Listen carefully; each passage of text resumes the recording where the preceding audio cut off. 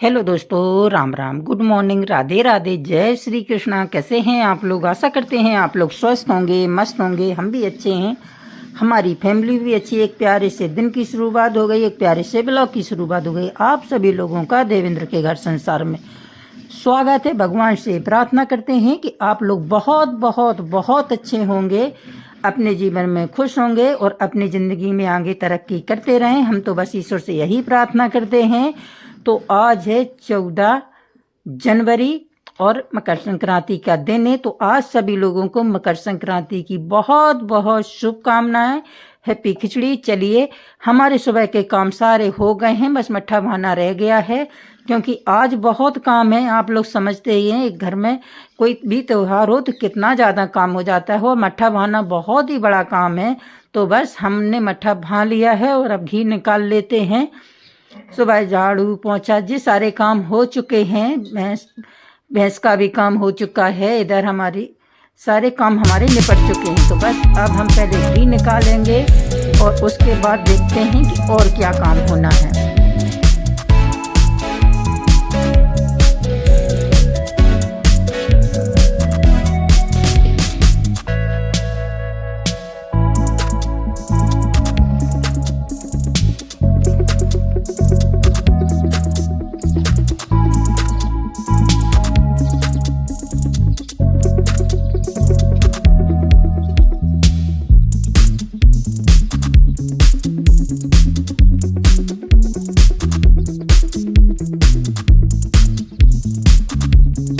जितना मट्ठा भाना मुश्किल है, उतना ही उसमें से घी निकालना भी मुश्किल होता है।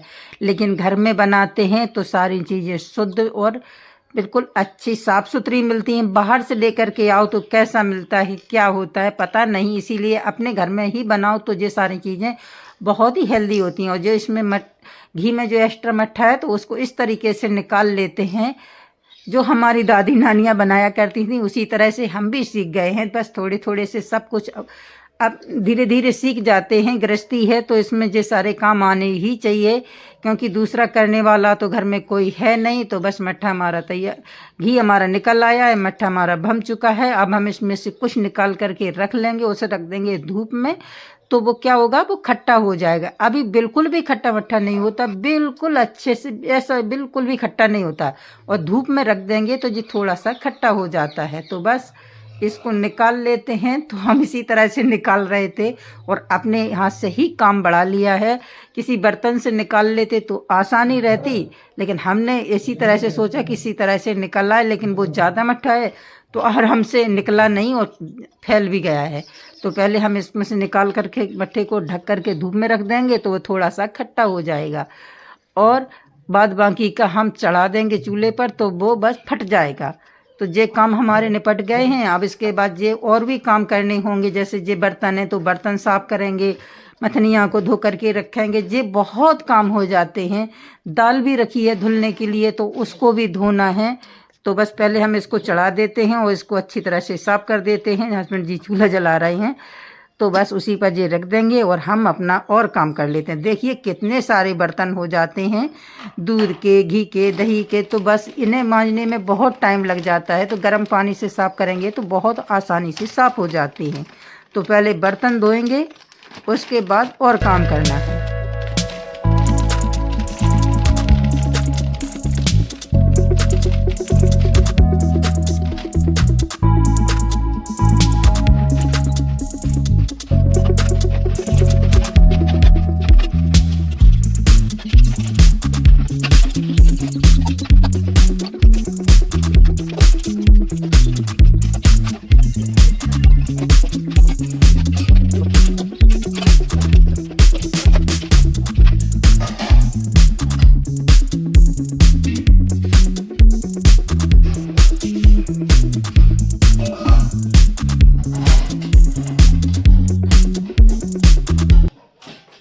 जी निरमा की थैली थी, पाउडर वाला निरमा। इसमें एक साबुन बर्तन वाला निकलता है, तो हम उसी को निकाल रहे थे, क्योंकि बर्तन का साबुन ख़त्म हो चुका था। तो हम उसी को निकाल रहे थे।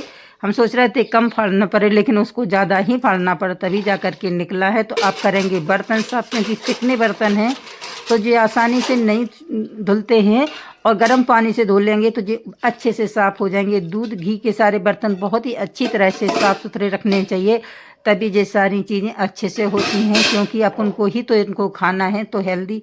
अगर थोड़ी सी भी आप इनको लापरवाही कर देंगे तो ये ठंडे पानी से धो देंगे तो वो आराम से नहीं धुलते हैं। तो बस देखिए कितने सारे बर्तन हो गए हैं। इन सारे बर्तनों को साफ़ करके फिर हमको और भी काम करना, इतना काम हो जाता है। और आज त्यौहार का दिन है और हम इसी में लगे हुए, टाइम भी ज़्यादा होने वाला है, लेकिन क्या करें, ये भी काम ज़रूरी है। तो पहले करते हैं बर्तन को साफ़, उसके बाद देखते हैं दाल को साफ़ करना है अभी।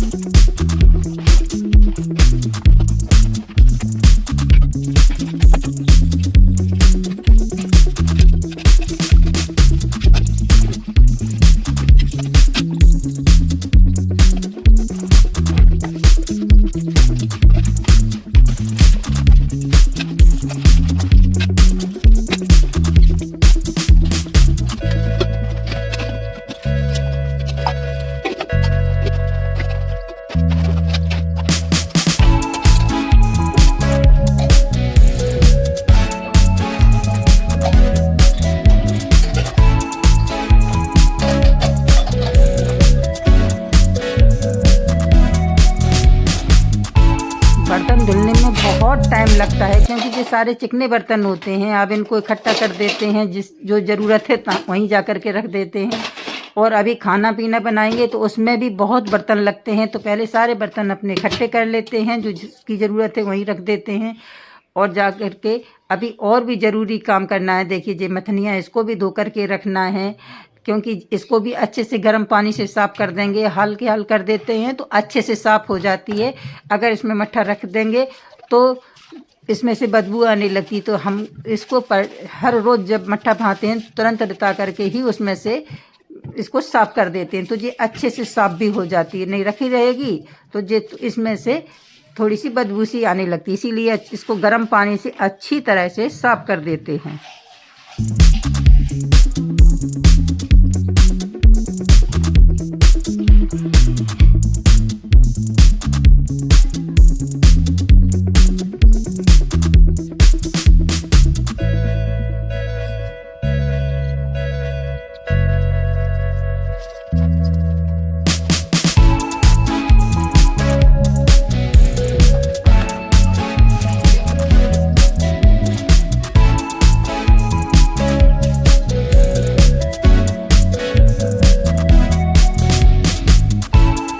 सुबह से बराबर लगे हुए हैं, तब भी जा कर के काम नहीं निपटा। अभी ये देखिए ये दाल धुलने के लिए रखी हुई, दोनों तरह की, उड़द की दाल और मूंग की दाल, दोनों दालों को धुलना है।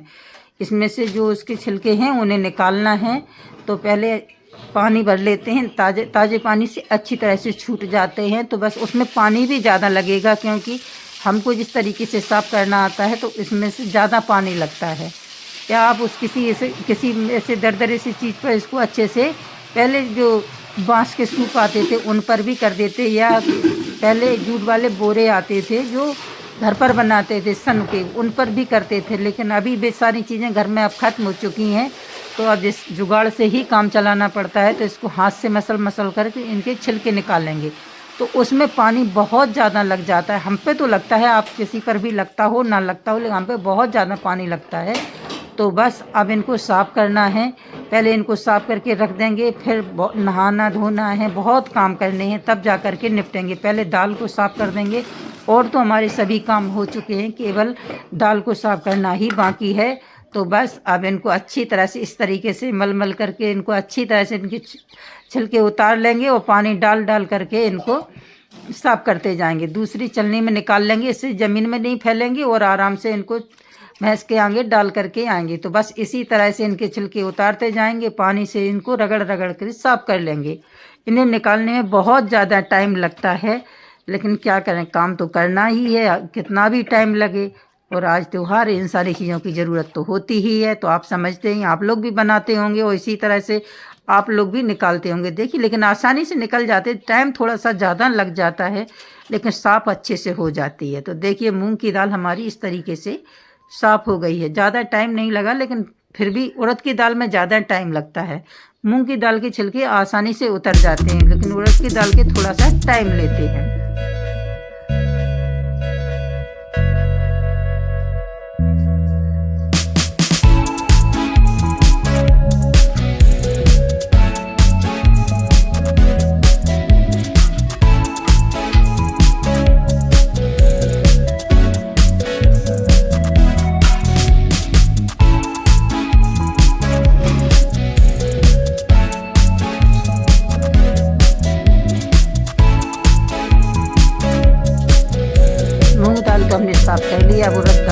साफ कर लेते हैं। आप लोग कमेंट करके ज़रूर बताइएगा कि आपके यहाँ मकर संक्रांति पे क्या क्या बनता है। अभी तिल के लड्डू भी बनाने हैं, हमने तिल को धो कर के रख दिया है, उनको भी बनाना है। अब देखते हैं कब जा कर के निपटते हैं, क्योंकि उनकी ज़रूरत कल पड़ेगी, आज नहीं पड़ेगी, उनकी ज़रूरत 15 तारीख को पड़ेगी। तो बस अब इनको अच्छी तरह से धो लेंगे, क्योंकि इसके बनाने हैं बड़ा और उसके बनाने हैं मंगोड़ी।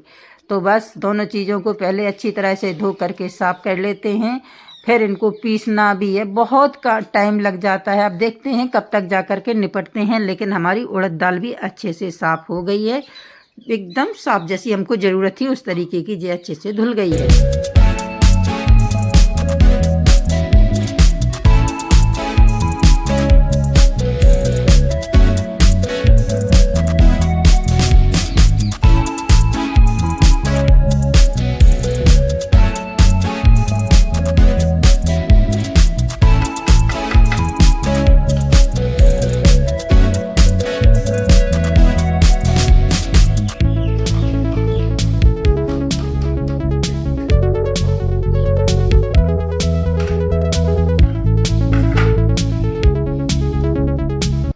बस दालें तो दोनों धुल गई हैं, देख कितने अच्छे से साफ़ हो गई हैं। बस अब इनको रख कर के आते हैं, और जो इसमें से जो छिलके निकले हैं उन्हें भैंस को डाल कर के आए हैं, और हमने नहा भी लिया है, कपड़े भी धुल लिए, हमारे सारे काम निपट चुके हैं।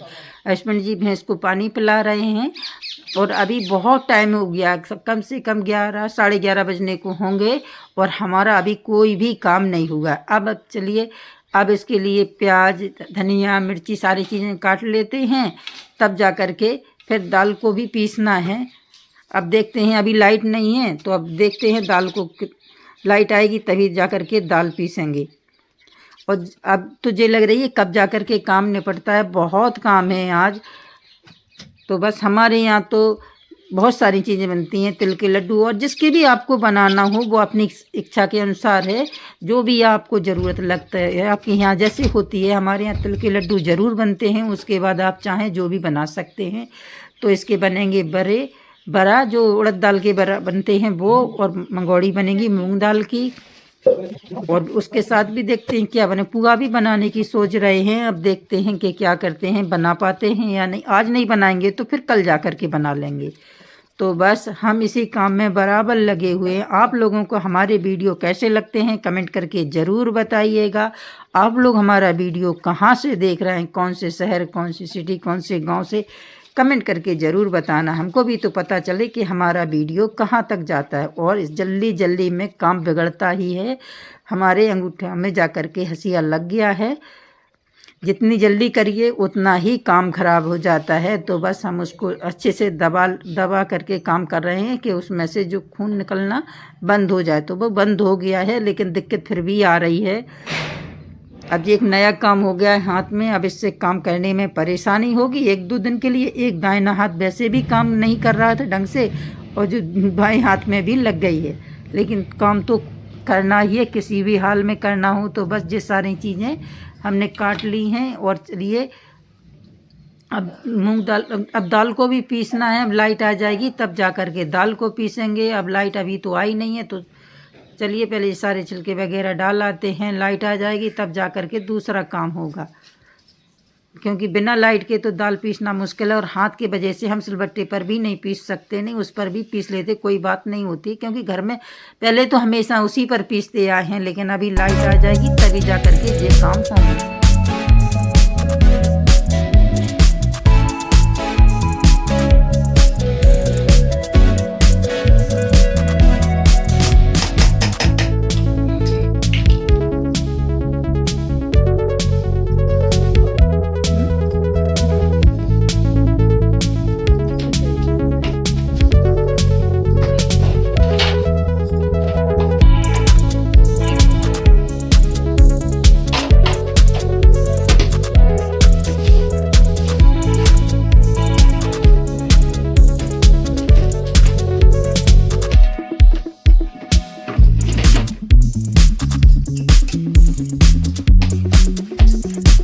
लाइट आ गई थी तो हमने दोनों दाल पीस ली है, उड़द की ना मूंग की, दोनों दाल पीस ली है। तो पहले हम उड़द की दाल में नमक और हल्दी मिला करके रख देते हैं सिलबट्टे पे बनते हैं तो जिस तरह से हम छोटी पूड़ियाँ बनाते हैं इस तरीके से बनाते हैं।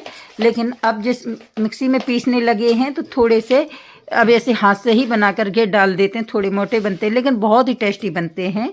और पहले जब दादी नानियाँ तो सिलबट्टे पर पीस करके बनाती तो थोड़ी सी सूखी सूखी सी पीस लेती थी, पानी नहीं डालना पड़ता था। अब इसमें पानी डाल करके पीसना पड़ता है, थोड़ा थोड़ा करके पानी डाल देते हैं। और देखिए हमारी मूंग दाल को भी हमने पीस लिया, दोनों दालें हम पीस करके लाए हैं।